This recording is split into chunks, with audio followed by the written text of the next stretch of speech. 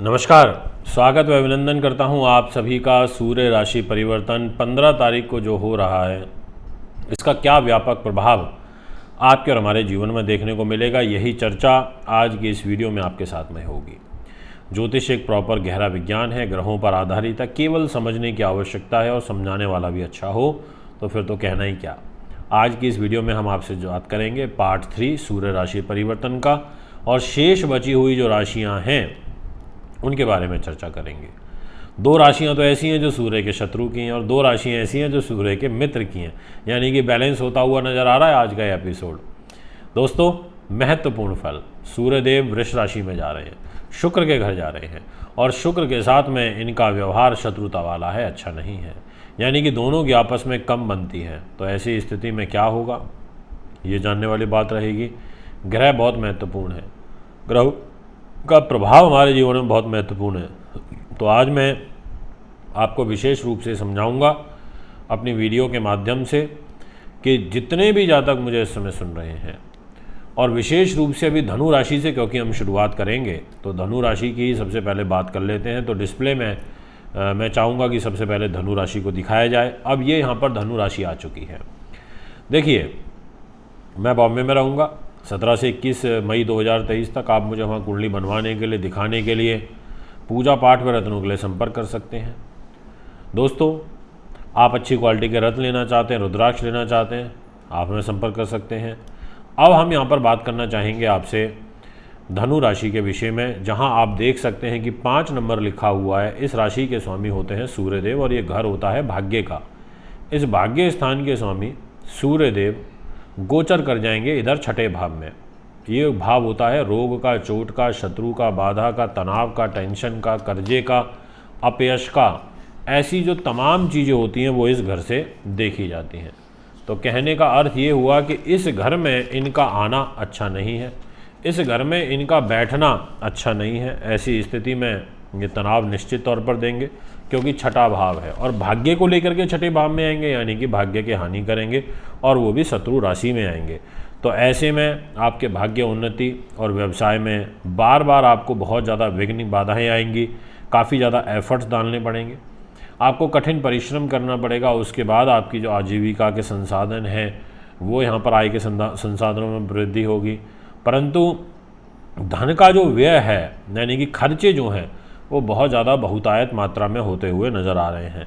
आपको आपके नानके से, यानी कि जो आपका ननहाल है, आपके मामा हैं, नाना हैं, इस तरफ का जो सुख है उसमें कमी होती हुई नज़र आ रही है। और शत्रुओं के कारण, शत्रु भय के कारण, गुप्त शत्रुओं के कारण आपके जीवन में मन में अशांति का जो व्यवहार है वो भी यहाँ पर देखने को मिलेगा। दोस्तों, एक प्रकार से कहा जा सकता है कि स्थिति ठीक नहीं है। 1 महीने थोड़ा सावधानी से रहें, विदेश यात्राओं से बचें, लंबी दूरी की यात्रा करने से बचें, ये मैं आपको विशेष हिदायत देना चाहूँगा। लंबी दूरी की यात्राएं आपके लिए कष्टकारी साबित हो सकती हैं। इस सब बातों का ध्यान रखते हुए, योजना बनाते हुए आपको आगे बढ़ना चाहिए। तो आइए, अब यहीं पर मैं धनु राशि की बात को कंप्लीट करता हूँ और अब नेक्स्ट मैं आपसे बात करना चाहूँगा मकर राशि के विषय में।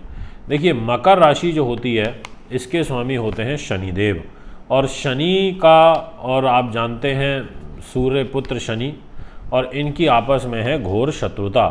तो ऐसी स्थिति में यहाँ पर जो फल हैं वो अच्छे नहीं रहेंगे। और इनफैक्ट आप देख सकते हैं कि जहाँ आपको 5 नंबर इस कुंडली में दिखाई दे रहा है, वो ये वाला, ये जो 5 नंबर है, ये अष्टम भाव है और इस घर में के स्वामी हो जाते हैं सूर्यदेव। और सूर्य देवता आ जाएंगे आपके पंचम भाव में, जहाँ पर 2 नंबर लिखा हुआ है इधर। 15 तारीख को यहाँ सूर्यदेव आ जाएंगे। अब सूर्यदेव का इस घर में आना, पंचम भाव में आना, ये तेज बुद्धि तो कर देगा, इसमें कोई दोहराई नहीं, क्योंकि सूर्य तेज देते हैं, माणिक्य देते हैं, प्रभाव देते हैं। तो इस घर में आएंगे पर आपके टॉलरेंस पावर को कम कर देगा, आपके विचारों को अस्थिर कर देगा, आपको चिंता भय बना रहेगा। संतान से संबंधित जो जिम्मेदारियां हैं वो आपको ज़्यादा सताने लगेंगी, आपको शिक्षा के क्षेत्र में बाधाएं आएंगी, संतान से संबंधित आपको बाधा उत्पन्न होनी, उनके साथ आपके वैचारिक मतभेद बढ़ने लगेंगे। ऐसा योग यहाँ पर बनेगा। तो इसलिए जितनी भी गर्भवती महिलाएं हैं वो भी थोड़ा सा ध्यान रखें, स्वास्थ्य के प्रति भी सचेत रहें। और जितने भी लोग अकस्मात धन लाभ की उम्मीद लगाए हुए बैठे हुए हैं, उनको ऐसा कोई खास अवसर मिलता हुआ नहीं नज़र आ रहा। कहने का अर्थ ये है कि मुझे इतनी अनुकूल परिस्थितियाँ अभी नहीं दिखाई पड़ रही हैं कि मैं आपसे बोलूँ कि हाँ आपके ग्रह आपको बहुत ज़्यादा फेवर करेंगे। तो मेरे अनुसार विशेष रूप से मैं आपको यही कहना चाहूँगा कि आप थोड़ा सा योजना बना के चलें, योजनाबद्ध तरीके से चलें, ये मैं आपसे कहूँगा। और साथ ही विशेष रूप से जो लोग लाइजनिंग रिलेटेड काम करते हैं उनके कार्यों में अड़चनें उत्पन्न होंगी, ऐसा भी एक ग्रह गोचर दिखाई पड़ता है।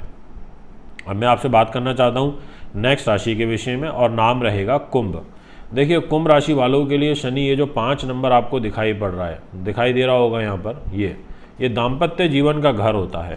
और इस घर के अंदर शनिदेव, इस घर के स्वामी सूर्यदेव 15 तारीख को इधर आ जाएंगे सुख साधन के घर पे, मन के घर पे। अब इस घर में इनका आना ये अच्छा नहीं होता, इस घर में इनका बैठना अच्छा नहीं होता। वैसे तो ये घर सुख साधन का है, तो बढ़ाव पर शत्रु राशि में है, वृष राशि में, ये जो वृष राशि होती है यहाँ पर है। तो एक प्रकार से आपको थोड़ा सा सावधान रहना पड़ेगा। पत्नी के साथ में, लव लाइफ में, इन सब चीज़ों में आपके मतभेद बहुत ज़्यादा बढ़ जाएंगे। और सप्तम के स्वामी होकर के यहाँ आ रहे हैं 2 नंबर में, चतुर्थ भाव में, तो चतुर्थ भाव को प्रभावित करेंगे और सप्तम भाव को प्रभावित करेंगे। तो ऐसी स्थिति में आपकी माता के स्वास्थ्य को कष्ट देंगे, स्त्री के सुख में आपको कमी आएगी, भूमि से, मकान से, चौपाए से, वाहन से, ज़मीन से, जायदाद से संबंधित जो क्रय विक्रय हैं या इनसे संबंधित जो कार्य हैं उनमें कठिनाइयाँ और चुनौतियाँ आपको फेस करनी पड़ेंगी। और व्यवसाय के क्षेत्र में भी विघ्न बाधाओं के बाद आपका कार्य सिद्ध होगा, ये मैं आपसे कहना चाहता हूँ। यानी कि गृहस्थ जीवन का विशेष रूप से आपको ध्यान रखना चाहिए। अब आपसे बात करना चाहता हूँ मीन राशि के विषय में। देखिए मीन राशि जो होती है ना, इसके स्वामी होते हैं देवगुरु बृहस्पति, और देवगुरु बृहस्पति की और सूर्य की आपस में है घनिष्ठ मित्रता। ऐसी स्थिति में यहाँ पर आप देख सकते हैं रोग, चोट, शत्रु, बाधा, पुलिस, केस, मुकदमा, ये जो 5 नंबर है, इस स्थान के स्वामी सूर्य हैं। और इधर 2 नंबर में आ जाएंगे साहस, पराक्रम, विल पावर, भाई बहनों के घर में आ जाएंगे। अब ऐसी स्थिति में इनका यहाँ आना, ये एक प्रकार से बहुत ज़्यादा अनुकूल तो नहीं कहा जा सकता। आपको ओवर कॉन्फिडेंस का शिकार होने से बचना चाहिए, अन्यथा आप अपना खुद का नुकसान कर बैठेंगे।